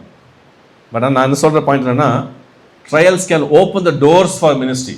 ஊழியத்துக்கென்று திறந்த வாயிலை ஆண்டவர் திறக்க முடியும். பிலடெல்பியா திருச்சபைக்கு ஒரு வாக்குத்தத்தமாக சொன்ன ஒரு வார்த்தை வெளிப்படுத்த விசேஷம் 3ஆம் அதிகாரம் 8ஆம் வசனத்தில் சொல்லுகிறது, உனக்கு முன்பாக ஒரு திறந்த வாயிலை நான் வைத்திருக்கிறேன், அது ஒருவர் நாளும் மூடவே முடியாதுன்னு சொல்கிறார். உனக்கு பலவீனம் உண்டு, ஆனால் என்னோட வார்த்தையை நீ வைத்ததுனால, என்னோட நாமத்தை நீ மறுதளிக்காதனால, உனக்கு முன்பாக ஒவ்வொருவருக்கு முன்பாக ஒரு திறந்த வாயிலை நான் வைத்திருக்கிறேன். என்ன ஒரு அருமையான ஒரு வாக்குத்தத்தம். God is saying, I have placed an open door before you. I know you have little strength, but I know you obeyed your word and kept my name. So I keep an open door before you. முன்பாக ஒரு திறந்த வாயிலை வைத்திருக்கிறேன். வெளிப்படுத்த விசேஷம் 3:8. It's a beautiful promise. I love this verse. ஐயோ ஆண்டவரே, இந்த சூழ்நிலை எப்படி நான் சாட்சியா இருப்பது? நம்மளுக்கு சரீரத்தில் பலவீனத்தை தருகிறார். God is giving sickness. Praise God for that. நிறைய பேர் டெர்மினல் சிக்னஸ், கேன்சர்னால இன்னைக்கு பாதிக்கப்பட்டு நிறைய பேர் உயிரிழந்திருக்கிறார்கள். ஏன் என்று சொல்லி நம்ம கேட்டுக்கொண்டே தான் இருக்கிறோம் கேள்விகள். பட் ஆனால் அந்த சூழ்நிலை எதுக்கு ஆண்டவர் கொடுத்துருக்கோம்? மேபி ஆண்டவர் ஒரு சில பேர்த்தை சுகப்படுத்த முடியும். ஒரு சில பேர் ஈவன் கேன்சர்லேருந்து கூட சுகமடைந்து ஆண்டவரை சாட்சி சொல்கிறார்கள். ஒருவேளை நம்மளோட வாழ்க்கையில் இருக்கிற சூழ்நிலைகள் இல்லை, நம்மளுடைய சிக்னஸில் இல்லை, நம்மளுடைய பலவீனத்தில் ஆண்டவர் பலன் கொடுக்கும் பொழுது அதை நீங்கள் மற்றவர்களுக்கு போய் சொல்லுங்கள். ஆண்டவர் எனக்கு ஒத்தாசையாக இருந்து எனக்கு எப்படி என்னை தப்புவித்தார், எப்படி எனக்கு ஜீவனை கொடுத்தார் சொல்லி நீங்கள் சொல்லுகிறீர்கள் பார்த்தீங்களா, அதுதான் ஒரு சாட்சி. So illness can deepen our compassion and make us to witness. சில நேரத்தில் வேலை இழந்திருப்போம், கிறிஸ்துவலாக இருக்கிற நம்ம வேலைகளை இழந்திருப்போம், இல்லைன்னா ஒரு பண நெருக்கடிக்குள்ளாக நம்ம குடும்பம் சென்றிருக்கோம். கடவுளை மறுதளிச்சிடலாம், ஓகே கடவுளை இல்லை அப்படின்னு சொல்கிற முடிவில் ரேதர் என்ன ரெஸ்பான்ஸ்னால், நான் கடவுளை நம்பி இருக்கிறேன். வசனம் சொல்லுகிறது, கடவுள் தேவனை நம்பி இருக்கிறவர்கள் ஒருபோதும் கைவிடப்பட்டதில்லை. இல்லை, lions may grow hungry but one who seek the Lord will never grow thirsty அப்படின்னு. கடவுளை தேடுவோருக்கோ ஒரு நன்மையும் குறையப்படாதுன்னு சொல்லி சங்கீதக்காரர் சொல்றதை பார்க்கும். வேலை இல்லாத சூழ்நிலையில் இல்லாட்டி இந்த மாதிரி ஒரு கஷ்டத்தில் இருக்கும் பொழுது தேவன் எப்படி என்னை போஷித்தார் சொல்ல முடியுமா? எப்படி எங்களுக்கு ஆகாரத்தை கொடுக்கிறார், எப்படி எங்களுக்கு ஊதியத்தை கொடுத்து, சில நேரத்தில் சில வீட்டில் ஊதியமே சரியாக இருக்கார், ஆனால் அந்த மாதிரி சூழ்நிலையிலையும் எப்படி உங்களுக்கு ஆண்டவர் உணவை கொடுக்குறார், எப்படி ஒரு குடும்பத்தை நடத்துவதற்கு ஆண்டவர் கிருபை கொடுக்குறார் சொல்லி சொல்ல முடியுமா சாட்சி? அதுதான் கிறிஸ்துவ சாட்சி. அதுதான் குடும்ப பிரச்சனைகளில் இன்னைக்கு அன்னைக்கு முதல் நாளில் பேசினேன். பல விதமான பிரச்சனைகள் இன்னைக்கு எல்லாத்துக்கும் நடந்து கொண்டு இருக்கிறது. கான்ஃப்ளிக்ட்ஸ், பிரச்சனை இல்லாத குடும்பமே யாருமே இல்லை, including myself. All of us have conflicts. ஆனால் எப்படி ஆண்டவர் அவருடைய கிருபையும் அவருடைய மன்னிப்பையும் நம்மளோட வாழ்க்கையில் செயல்பட்டு கொண்டிருக்கிறார் மற்றவங்களுக்கு எடுத்து சொல்லுறோம் பார்த்தீங்களா? அதுதான் கிறிஸ்துவ சாட்சி. நம்ம அப்படியே உங்கள் வாழ்க்கையை முடிச்சு விட்டு குடும்பம் பிரிஞ்சு போவதற்கு ஆண்டவரோட நோக்கம் இல்லை. பிரச்சனைகளை அனுமதிச்சிருக்கிறார். ஓகே, அதை சரி செய்யும் பொழுது, ஒருவரை நம்ம மன்னிக்கும் பொழுது, மறுபடியும் அதை இணைந்து வரும் பொழுது, அது யாருக்கு மகிமை கொடுக்கிறது? தேவனுக்கு மகிமை கொடுக்கிறது. அதை மற்றவங்களுக்கு சொல்லுங்க, எப்படி நீங்கள் அதை சரி செஞ்சீங்க, how do you reconcile your ஃபேமிலின்னு சொல்லுவது ஒரு சாட்சி.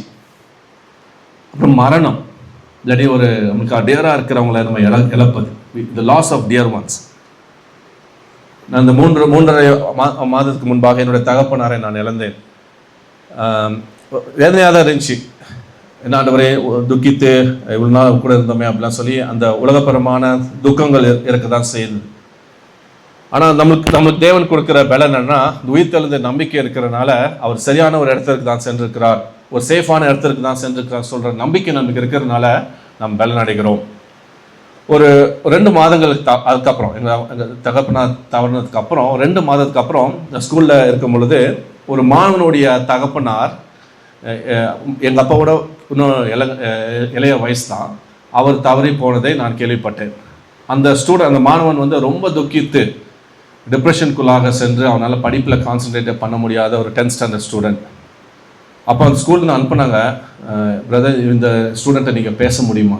அப்போ நான் யோசித்தேன், நானே சோர்ந்து சில இடத்துல துக்கித்து தான் இருக்கிறேன், பட் ஆனால் தேவன் எனக்கு கொடுத்த பலன் இருக்கிறது.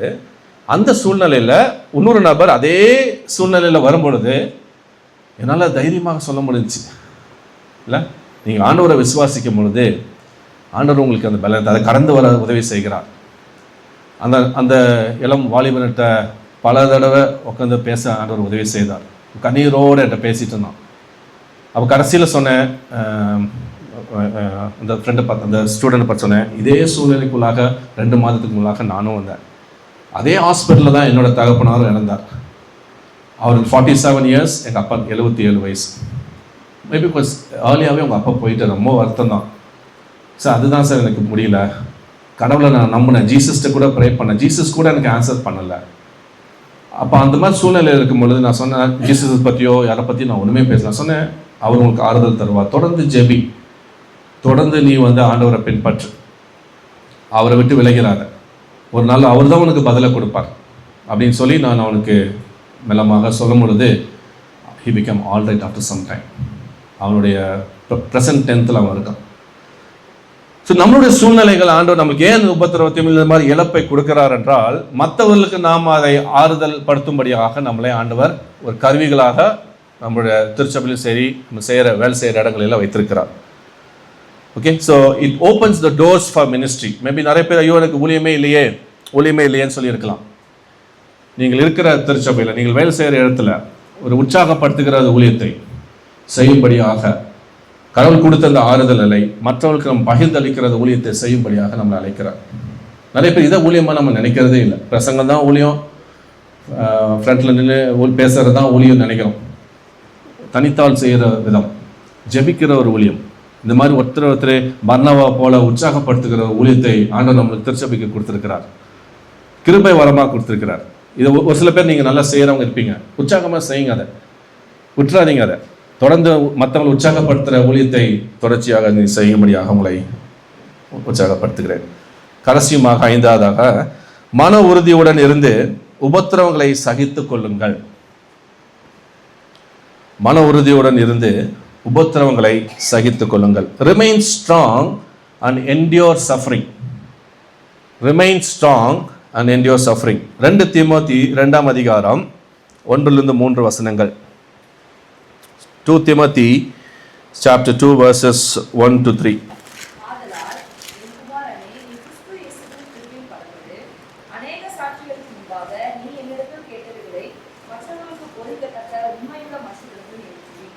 ஓகே, அநேக சாட்சிகள் முன்பாக நீ என்னிடத்தில் கேட்டவைகளை சொல்லிட்டு சொல்றாரு, நீயும்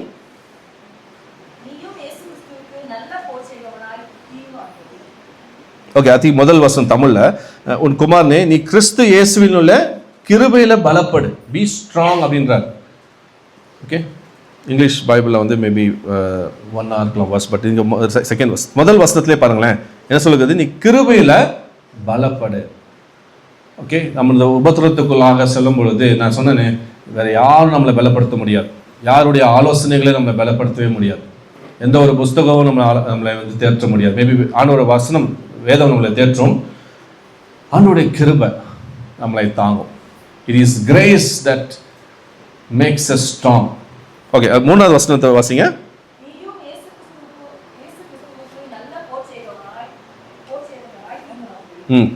நல்ல போர் செய்வனாய் தீங்கு அனுபவி.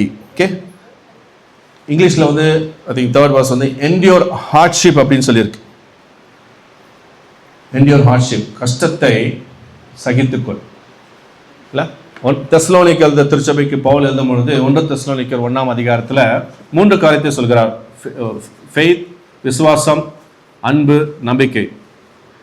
உங்களோட விசுவாசம் கிரியை செய்கிற விசுவாசமாக இருக்கட்டும் சொல்கிறார். உங்களோட அன்பு அதுவும் கிரியை செய்யட்டும், லெட் இட் ஒர்க், இல்லை செயல்படுகிற ஒரு அன்பாக இருக்கட்டும். கடைசியாக நம்பிக்கையை பற்றி சொல்லும்போது அது நிலைத்து இருக்கட்டும் சொல்கிறார். லெட் யுவர் ஹோப் என்டியோர், அது முடிந்து போக வேண்டாம், தொடர்ச்சியாக என்டியோர் பண்ணுங்க.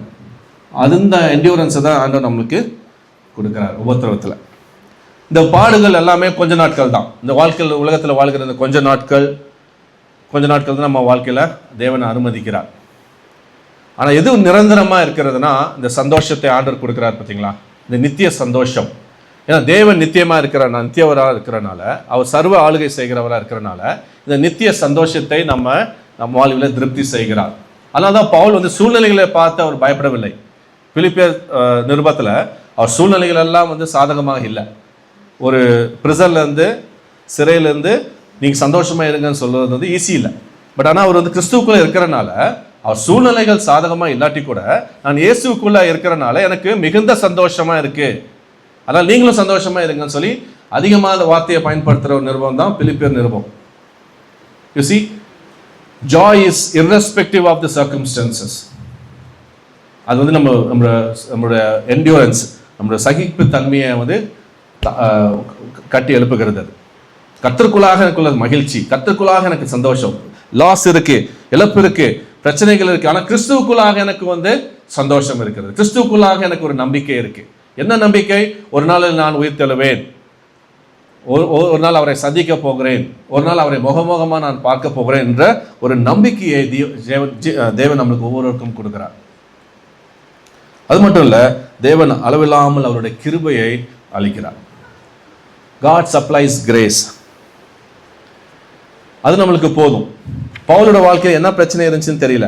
3 தடவை நான் கேட்டேன், இந்த முள்ளை எடுத்து போட்டுருங்க ஆண்டவரே. We don't know what's the real problem with Paul, right? நிறைய பேர் சரீர விதமான பலவீனம் இருந்திருக்கும், அவருக்கு ஐ ப்ராப்ளம் இருந்திருக்கு, இல்லை எபிலெப்சி ப்ராப்ளம் இருந்துச்சுன்னு சொல்லி நிறைய பேர் சொல்கிறாங்க. We exactly don't know. Bible doesn't say anything. But Bible சொல்லுது, 3 தடவை அவன் போய் கேட்டான், ஆண்டவரே இந்த முள்ளை என் இடத்துலேருந்து எடுத்து போயிடுங்க. ஆண்டவர் வந்து அவர் கொடுத்த பதில் வந்து, என் கிருபை உனக்கு போதும். My grace is sufficient for you. நான் என்னோட தகப்பனாரை பற்றி சொல்லிக் கொண்டிருந்தேனே, அவர் வந்து 77 ஆண்டுகள் அவரோட வாழ்க்கையில் இந்த முள்ளோட கூட தான் இருந்தார். நான் எனக்கு தெரிஞ்ச வாலிப வயசில், கிறிஸ்துவ அறிந்த வயதில் இருந்து கூட நான் அவருக்காக ஜெபித்தது உண்டு. அவருக்கு எங்கள் அப்பாவுக்கு இருக்கிற ஒரு பிரச்சனை என்றால் எபிலெப்டிக் ப்ராப்ளம் இருக்குது. அவர் வந்து வெட்டினரி டாக்டராக பல இடங்களில் வந்து அவர் ட்ராவல் பண்ணி கொண்டு இருந்த ஒரு மனிதர். டேஞ்சரஸான ஸ்பாட்ஸ்லலாம் வந்து அவருக்கு வந்து மயக்கம் ஆகி கீழே விழுந்து அவர் அடிபட்டு வீட்டுக்கு வருவாங்க. கொஞ்ச நாள் அடவையில் வந்து அது ரொம்ப குறைஞ்சிருச்சு. லேட்டஸ்ட் ஸ்டேஜில் ஒன்றுமே ரொம்பவே குறைஞ்சிருச்சு. பட் ஆரம்ப நாட்களில் ரொம்ப சிவியராக வரும் அந்த கன்வல்ஷன். இங்கேருந்து தான் அப்படி தூக்கி அங்கே போகணும் அவர். அப்போ வந்து பாருங்களேன், கை கால் எல்லாத்துலேயும் ஃப்ராக்சர் ஆகி அடி வாங்கிட்டு கட்டோட தான் வீட்டுக்கெலாம் வருவார். எனக்கெல்லாம் பார்க்கறதுக்கு வேதனையாக இருக்கும். ஏன் ஆண்டவரே இந்த மாதிரி ஒரு நிலைமை, ஏன் எங்களுக்கு இந்த உபத்திரம்? போகாத ஜப கூட்டங்கள் இல்லை, ஜெபிக்காத நாட்கள் இல்லை, கண்ணீரோடு கூட ஜெபித்திருக்கிறோம், ஆனால் ஒரு பதிலுமே எங்களுக்கு கிடைத்ததில்லை. தேவன்கிட்ட பேசின ஒரு காரியம் வந்து இந்த 2 கொரிந்தியர் 12:9-10 தான் என் உணத்தில் ஒரு ஹாஸ்பிட்டலில் அவர் அட்மிட்டாக இருக்கும்போது 2005 நான் தான் அவர் கூட இருக்கேன். இல்லை, அந்த முள்ளுனால தான் அவர் என்னை தேடிட்டு இருக்கிறார், அந்த உபத்திரவத்தினால தான் அவர் என்ன என் மேலே விசுவாசம் வைத்திருக்கிறான்னு சொல்லும் போது எனக்கு ரொம்ப சந்தோஷம். அப்போ நல்லதான் அவரே, இல்லாட்டி எங்கள் அப்பா வந்து உங்கள்கிட்ட வந்திருக்கவே மாட்டாங்க, எங்கள் அப்பா உங்களை விசுவாசித்திருக்கவே மாட்டாங்க, மேபி உங்களை மருந்து வச்சுட்டு போயிருக்கலாம். பட் அந்த பிரச்சனை இருக்கிறதுனால தான் அவர் உங்கள்கிட்ட க்ளோஸராக இருக்கிறாங்கன்னு சொல்லி ஆண்டவர் எனக்கு அதை உணர்த்தினார். ஸோ அதுக்கப்புறம் அதுதான் எனக்கு அது இப்போ நான் எப்படி ஆண்டவர் அது பல வருஷங்கள் ஆச்சு. அதுக்கப்புறம் தான் சொன்னேன் நான், ஆண்டவரே உமக்கு நன்றி. கடைசி வரைக்கும் அந்த பிரச்சனை அவருக்கு தீரவே இல்லை. பட் ஆனால் எனக்கு என்ன ஆச்சரியம்னா, எப்படி அப்பேற்பட்ட ஒரு பிரச்சனையோடு 77 ஆண்டுகள் வாழ்ந்தார் என்பது தான் தேவனுடைய கிருபை அதை காட்டுகிறது. டேஞ்சரஸான இடத்துல யாரும் போக முடியாத ஒரு இடங்களுக்கெல்லாம் அவர் சென்றிருக்கிறார் தனியாக. அப்போ ஆண்டவர் என்ன சொன்னார், யாரும் நீயா போகிற அவன் கூட, ஐ எம் வித் ஹிம், நீயா வரி பண்ணுற, நீ ஜஸ்ட் ப்ரே அப்படின்னு சொல்லி எனக்கு ஒரு டைம் கான்ஃபிடென்ஸை கொடுத்தார். ஸோ இப்படி தான் ஆண்டவர் நம்மளோட விசுவாசத்தை டெவலப் பண்ண வைக்கிறார். நேரடியாக ஆண்டவர் நமக்கு பதில் அடிப்பதில்லை. ஆண்டவர் நம்மளை பலப்படுத்தி மற்றவர்களுக்கு அதை பற்றி சொல்வதற்கு ஆண்டவர் நம்மளை தைரியப்படுத்துகிறார். மேபி இந்த கால வேளையில் நீங்கள் எந்த விதமான பிரச்சனையோடு, வேதனையோடு, எந்த விதமான உபத்திரவத்தில் போய் கொண்டிருக்கீங்க. மேபி உங்களுக்கு சரீரத்தில் பலவீனம் இருக்கிறதா, பண நெருக்கடியில் உங்கள் குடும்பம் சென்று கொண்டிருக்கிறதா, இல்லை உறவுகளில் இன்னைக்கு பிரச்சனையோடு கூட நீங்கள் கண்ணீரோடு அமர்ந்திருக்கீங்களா, இல்லை ஊழியத்தில் பல விதமான போராட்டங்கள், ஊழியத்தில் இன்னைக்கு நிறைய தடுமாற்றங்கள் உண்டு, இல்லை எந்த ஒரு கனியுமே இல்லை, இத்தனை வருஷமாக நான் செஞ்சுருக்கேன், ஒரு ஆத்மாவும் எனக்கு கொண்டு வரலையே சொல்லி கண்ணீரோடு உட்காந்துருக்கீங்களா, இல்லை நான் செய்கிற வேலையில் எனக்கு அதிகமான ஸ்ட்ரெஸ் இருக்குது, எனக்கு சந்தோஷம் இல்லை, ரெஸ்ட் இல்லை, இல்லை யாராவதுனால நீங்கள் ஏமாற்றம் அடைந்து இங்கே உட்காந்துருக்கீங்களா, are you been betrayed by somebody, that's one kind of emotional suffering. இல்லை ஃபிசிக்கல் சஃபரிங்கை காட்டிலும் எமோஷனல் சஃபரிங் தான் ரொம்ப வலியை கொடுக்குறது. இல்லை ஒரு யாரால் ஏமாற்றப்பட்டு கணவனால், மனைவினால், குடும்பத்தினால், இல்லை உங்களோட ஃப்ரெண்ட்ஸ்னால் நீங்கள் ஏமாற்றப்பட்டு இங்கே உட்காந்துருப்பீங்களானால் தேவன் உங்கள்கிட்ட பேசட்டும். தேவனுடைய பிரசன்னம் உங்களுக்கு ஆறுதலை கொடுக்கட்டும். செல்வின் யூக்ஸ் என்ற தேவனோட மனிதன் இல்லை, எவ்ரிடே வித் ஜீசஸ் ஒரு டெய்லி டிவோஷனோட ஆத்தர், ஒரு சில நிமிடங்களில் முடிச்சு விடுகிறேன். அவர் சொல்கிற ஒரு காரியம் என்னென்னா எனக்கு ரொம்ப யூஸ்ஃபுல்லாக இருந்துச்சு. அந்த சொன்ன அந்த டிப் என்ன சொன்னா, ஸ்பிரிச்சுவல் டிப்ஸ் என்ன சொன்னா, ஏன் என்று சொல்லி கேட்பதற்கு பதிலாக எப்படி ஆண்டவரையும் சொல்லி கேட்க கற்றுக்கொள்ளுங்கள் அப்படின்னு சொன்னார். Instead of asking why questions to God, learn to ask how. ஏன் என்று சொல்லி இந்த பிரச்சனை சொல்லி நம்ம இமிடியேட்டாக கேட்போம். பட் அதை காட்டிலும் நீங்கள் என்ன லேர்ன் பண்ணிக்கீங்க சொல்கிறாருன்னா, ஏன் என்று சொல்லி பதில் எப்படி ஆண்டவரை இந்த சிச்சுவேஷனில் உண்மை நான் சார்ந்து கொள்ள முடியும், எப்படி இதை நான் கையாள வேண்டும். அது வந்து இட்ஸ் பியூட்டிஃபுல் பெர்ஸ்பெக்டிவ் என் வாழ்க்கையில் கொண்டு வந்துச்சு. Instead of asking why questions, learn to ask how. Okay, தேவன் நம்மளுக்கு ஒவ்வொருவருக்கும் கிருபை பாராட்டட்டும். இந்த மாதிரி உபத்திரத்துக்குள்ளாக கடந்து செல்கிற நம்ம குடும்பங்கள், அப்படி நம்முடைய மேபி உங்களோட நண்பர்களுக்கு நீங்கள் ஆலோசனை சொல்லக்கூடும். மேபி ஒரு 5 காரியத்தை சொல்லி அப்ளிகேஷனாக நடைமுறையாக சொல்லி நான் முடிக்க விரும்புகிறேன். இந்த மாதிரி உபத்திரத்துக்குள்ளாக போகும்பொழுது ஜெபிப்பதை விட்டுவிடாதீர்கள். First application for us is let's not give up praying. நம்மளுடைய விசுவாசத்தை விட்டுவிட வேண்டாம். Let's not lose our faith. அதுதான் பர்சீவரன்ஸில் விட்டுவிட வேண்டாம். ஏசோன்னு சொல்லிக்கலாம், கடைசி பரியந்தம் விசுவாசத்தை காத்துக்கொள்கிறவனோ ரசிக்கப்படுவான். It is the enduring. Let's not lose give up of faith. ரெண்டாவது, let's stay connected to the believers. விசுவாசிகளோடு கூட இணைந்திருப்போம், ஒருத்தர் நம்ம உற்சாகப்படுத்திக் கொள்வோம். ஓகே, எங்கே போகிறது, எல்லாரும் சோர்ந்து தான் இருக்கிறாங்க நம்ம சொல்லலாம். பட் ஆனால் உற்சாகமாக இருக்கிற ஊழியக்காரர்களோ இல்லாட்டி விசுவாசத்தை போயிட்டு ஜெபிங்க, அவங்கள்ட்ட ஷேர் பண்ணிக்கங்க. Maybe that will really give some encouragement. மூணாவது, ஆண்டவருடைய சமூகத்தில் அமைதலாக இருப்பதற்கு கற்றுக்கொள்ளுங்கள். ஆண்டவருடைய சமூகத்தில் அமைதலாக, சில நேரத்தில் ஜெபிக்க கூட முடியாது, அமைதலாக காத்திருக்க நீ கற்றுக்கொள்ளுங்க. ஏன்னா ஏன் அப்படி சொல்லனா, ஆசாஃப் இல்லை சங்கீதக்காரர் ஆசாஃப் 73ஆம் சங்கீதத்தில் இதே பிரச்சனையை சொல்கிறார். ஏன் ஆண்டவரே பொல்லாப்பு செய்கிறவங்களாம் நல்லாவே இருக்கிறாங்க, எங்களுக்கு மட்டும்தான் ஏன் உபத்திரம் அப்படின்னு சொல்கிற ஆசாஃப் 73ஆம் சங்கீதம் 17ஆவது வசனம் சொல்கிறது, எப்பொழுதோ கடவுளுடைய சமூகத்துக்கு நான் சென்றேனோ அப்போ எனக்கு எல்லாமே புரிஞ்சிச்சு அப்படின்றார். It's a beautiful verse. It says, until I entered the sanctuary of God, I understood the destiny. எல்லாமே எனக்கு புரிஞ்சிச்சு. அது வரைக்கும் புரியாது தான். அதான் தான் சொல்கிறேன், அமைதலாக ஆண்டவர் சமூகத்தில் நம்ம காத்திருக்கும் பொழுது ஆச்சரியமாக ஆண்டவர் நம்மள்கிட்ட இடைப்பட முடியும். நம்மளுக்கு அந்த ஆறுதலை கொண்டு வர முடியும், நமக்கு அந்த புரிதலை கொண்டு வருவார். ஓகேங்களா? Let's stay continue in the presence of God until we get comfort. ஆறுதல் பெரும் அளவிற்கும் அவருடைய சமூகத்தை நாம் நாடுவோம். 4வது கடைசியாக ஆண்டவருடைய வார்த்தையை பிடித்துக்கொள்வோம். ஆண்டவரே, நீங்கள் சொல்லியிருக்கீங்க வசனத்தில் மகிமை கனமும் துதியும் உண்டாகும் சொல்லி, அதெல்லாம் நடக்கட்டும் என்னோடய வாழ்க்கையில். நான் என்னோடய வாழ்க்கை உபத்திரத்தின் மூலமாக நீங்கள் மகிமை அடைய வேண்டும் சுவாமி, நான் அதை சாட்சியாக எல்லாத்துக்கும் சொல்ல போகிறேன் அப்படின்னு சொல்வது ஆண்டோட வசனத்திலிருந்து அடிப்படையில் நம்ம பேசுகிறோம். நல்லா let's hold on to the scriptures. Let's listen to what God is speaking. தேவன் பேசுகிற இந்த வார்த்தையை கவனித்து கேட்டு இதை நாம் பிடித்துக் கொள்வோம். தேவன் நம்மளை ஒவ்வொருவரையும் ஆஸ்வதிப்பாராக. இல்லை, கண்ணில் மூடி நம்ம இருக்கிற இடத்துல ஜெப சிந்தனையோடு கூட இருப்போம். Let's bow down and just few minutes of silence.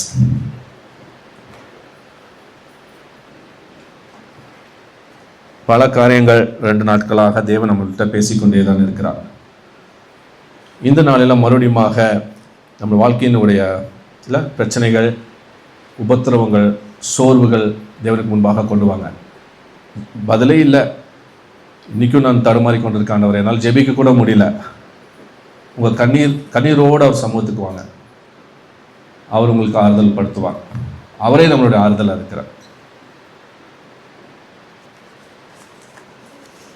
Okay, கண்ணில் மூடி சிந்தித்துக் கொண்டிருங்கள். அந்த நேரத்தில் பாஸ்டர் மனவா வந்து ஜெபித்து முடிக்க முடியும் கேட்டுக்கொள்ளுங்கள்.